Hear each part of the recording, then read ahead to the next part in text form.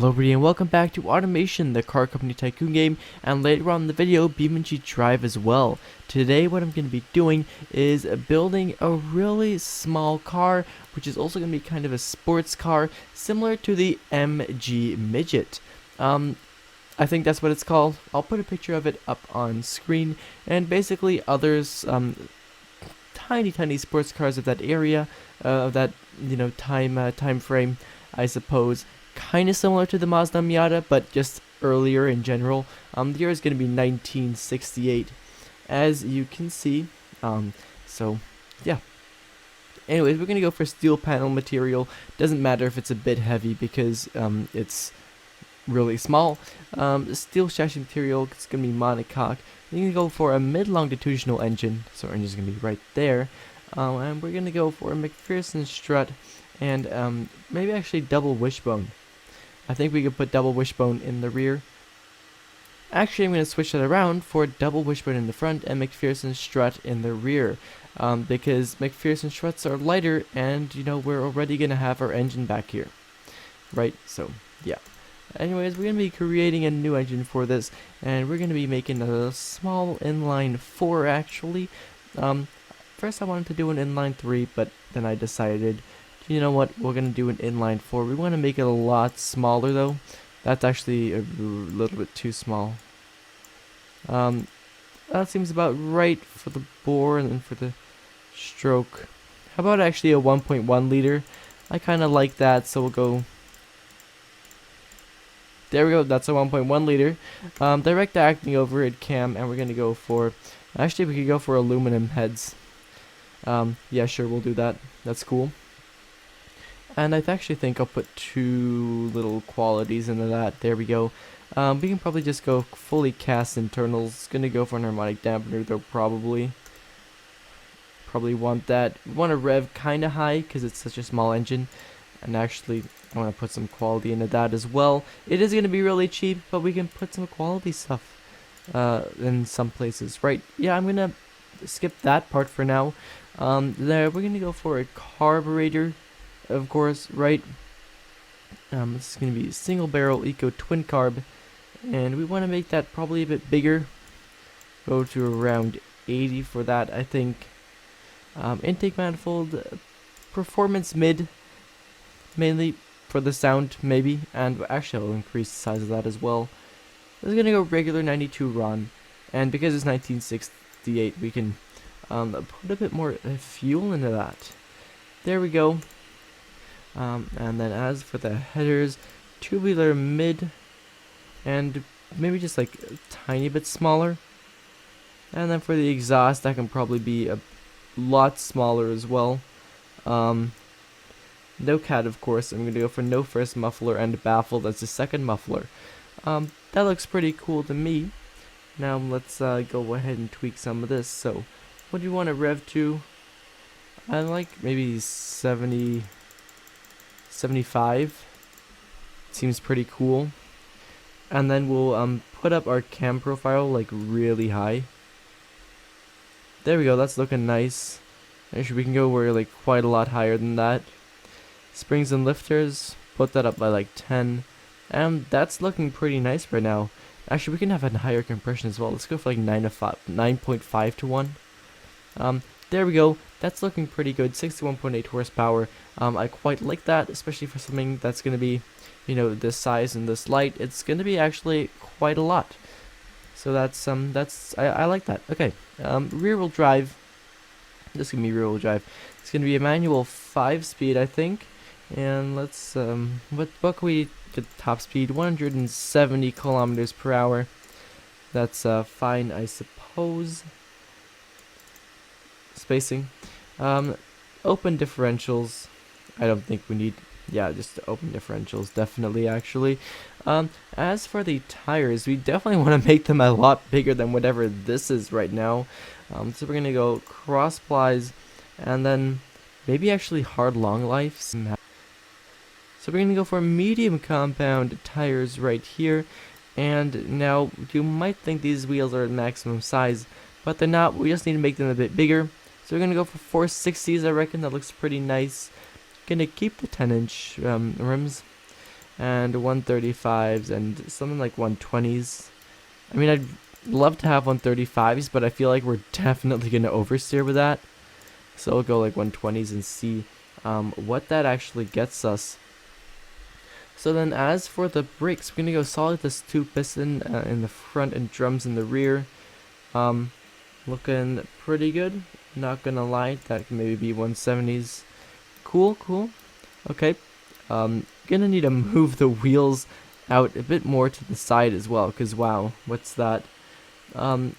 60 on the brake pad type, and then just like 2 quality on there. Very nice. Under tray, I don't think we need one at all, and I think we'll just leave this as is. But we're gonna go for a manual soft top, not a fully detachable one. Standard interior seems pretty fine. I guess no 8-track. I'm gonna go for a standard AM radio in this thing, and give it a little quality point there. Then as for the steering, we're gonna go manual recirculating ball. Probably, we don't need great stuff there. Basic 60s safety seems pretty good to me. Progressive, maybe. Well, twin tube passive, pretty good. We have strong oversteer. Maybe if we tune the suspension, it's gonna change. It's not gonna change that. Yeah, I'll need to do something about that. I already thought we would oversteer, but not that bad. There's sway bars help. Our roll angle is really high, so we can just put on some sway bars probably. Yeah, that's not really doing anything. Okay, I'm gonna need to fix that. I'm not sure how yet, but we'll see. And when I'm doing that, I'll also go ahead and just design the car.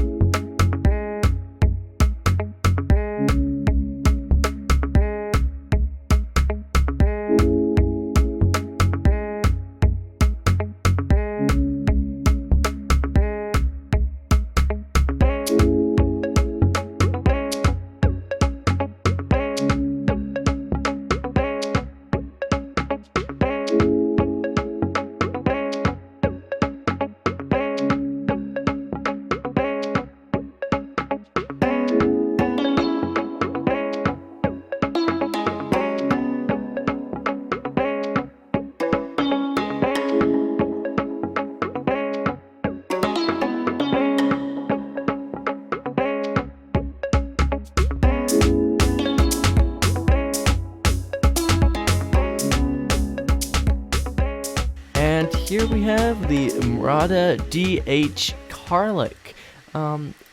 This is what it looks like. What do you think? Leave your constructive criticism down in the comments, please. I always like to see some of that stuff. We need to hide this chassis still. It's poking through. There we go. Let's go like this. Where is it? Oh, visibility. Hide chassis enabled. There we are. That's better. Very nice. So yeah, this is what it looks like. What do you guys think? I think it's pretty cool. I quite like it.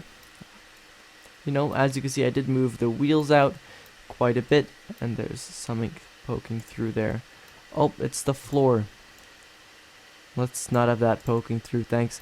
Okay, so basically that's what it is. Once again, it's kind of based on the MG Midget. So yeah, that's pretty cool. I actually made an interior. Usually I get away with not making any interiors, which I should make interiors, but I don't. And because this is an open top, I kind of had to make an interior. As you can see, it's really basic door cards and whatever. But it is an interior, kind of, right? And as you can see, we got the soft top retracted right here, back there, so it's open, which is really cool. And basically, that's this. We can take a look at the stats here. We have 62.6 horsepower, and we rev to 7,500 still. For the rest, nothing's really changed about the engine. So yeah, the weight distribution is terrible, and we only actually weigh 600 kilograms, which is like, how much is that in pounds? Like 1,400 pounds? Yeah, I think that's 1,400 pounds, about, probably. Fuel economy is also pretty good, 9.6 liters per 100 kilometers. That's, I think, like 25 mpg. Actually, do not at all take my word for that. Anyway, it's pretty good, something in that realm, so pretty happy with that. Anyways, now let's just import it into beamng. One thing I forgot to mention too is that this thing is actually extremely cheap as well, which is great. This thing's only gonna run you like less than 10 grand, and you can actually check that if you skip back like 20 seconds. Anyways, what this thing is also gonna do is speed up global warming, because wow, that's not looking great. What is great though is this thing's speed. Watch this. It is incredibly fast, and this is a 1968 car. And now this is probably to do with the fact of that it is like it's almost half of 1,000. If it was a little bit lighter, it'd be half of 1,000 kilograms. Which, like, half of 1,000 kilograms is 1,200 pounds. So that's not a lot, is it? Right? But look at this thing. It is incredibly fun to drive. I can tell you guys that.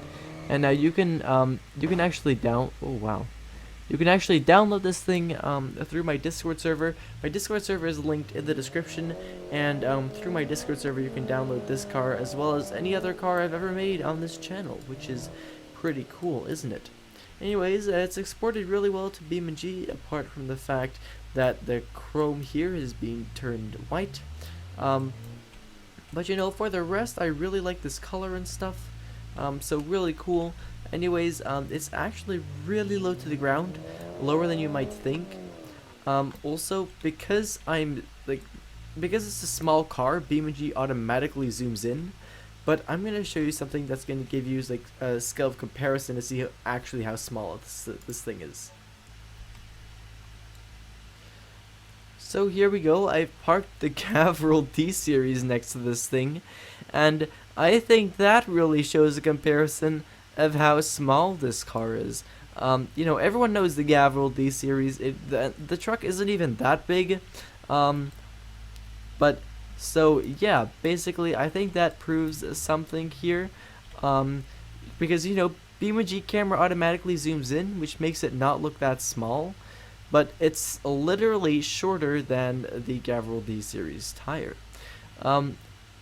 Anyways, we can leave that behind in a cloud of smoke. Oh my god, this thing rolls coal. It is kind of hard to control. I think it's slightly oversteers or something like that. But that's fine. Now, I wasn't planning on doing this, but because of how incredibly fast this thing is, I think it would be a crime not to test its 0 to 60 and quarter mile. We're on the drag strip, and let's see. Oh my god, I'm in a cloud of smoke. No way this thing popped a wheelie. Dude, there is no way that this thing popped a wheelie. Yo, that is crazy. I did not expect this thing to pop a wheelie. Anyways, basically 16 seconds, quarter mile. Probably my worst time on here. Yeah, but like honestly, for 1968, literally, dude, and a car that pops a wheelie, like, wow, that is insane. This thing is crazy fast. Like, really crazy fast. We got a second time on here, and that is, I think, slightly better, right? Didn't remember the first time, yeah. That's fine though, I suppose. Losing control slightly. As I said, it is kind of very hard to control. So yeah, that's a thing.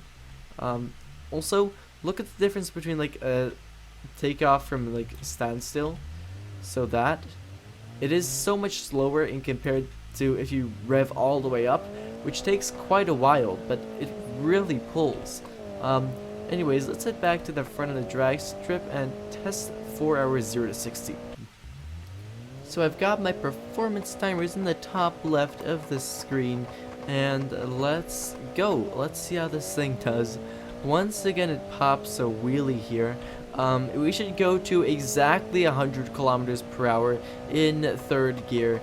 There we are. That's a 9.40 seconds. Let's see if we can get an improvement on that.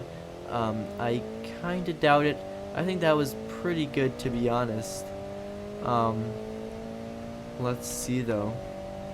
That was a 9.04 seconds. Okay, so then, with that being the case, then I reckon we should be able to get a sub 9, right?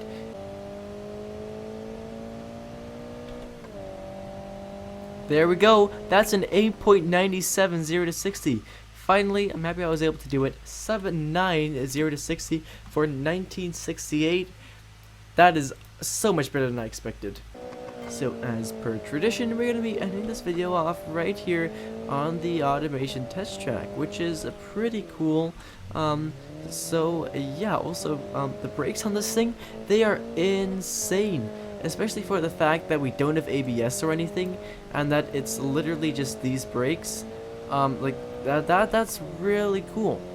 And well, the main reason they're so good obviously is because the car is incredibly light, but still, you know. So the only concern is that this thing oversteers slightly. You probably saw it a little there earlier. And then the fact that we don't have ABS doesn't really help that. But you know, it's 1968. You get what you bargained for. Talking about 1968, I like literally never make old cars. Well, I have done a few times, but I haven't in pretty long. So let me know what you think of that. Yeah, usually the last few well, like last month actually, I mainly be making 2020 cars, a lot of EVs, stuff like that. Not really any old cars. So yeah, definitely let me know what you think of that.